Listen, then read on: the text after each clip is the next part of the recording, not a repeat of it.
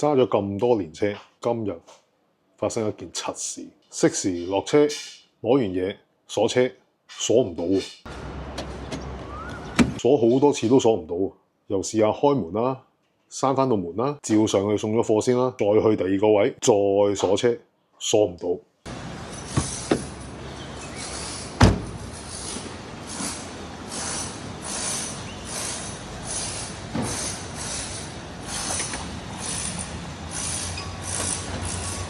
又開門啦，又閂門啦，做晒所有嘢都唔得。跟住我打俾我車房個老友，喂，阿全哥，喂，有啲咁嘅情況發生喎，點搞啊？係啦，就試下，如果唔得嘅就開頭冚蚊電池頭，等30秒吸翻落去再試。咁個個膊頭有花啊，全部舉晒手出嚟講嘢啦！嗱，你可唔可以試下？開頭我以前就試過係鎖唔到車，但啱啱睇你最後一段片咧，你係佢係俾你鎖車喎，你個感應啊成個感係咪應該係有個回？你睇下標板係咪有個回？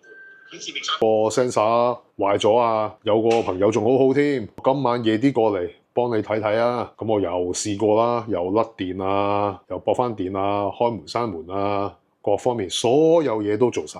喂，仲有一個好搞笑嘅問題，你會唔會唔小心跌咗條士啤士喺個車度啊？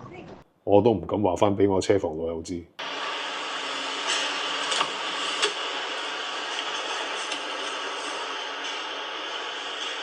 我屌啊！希望佢唔好打柒我，佢好似話準備咗架後備車借俾我用添。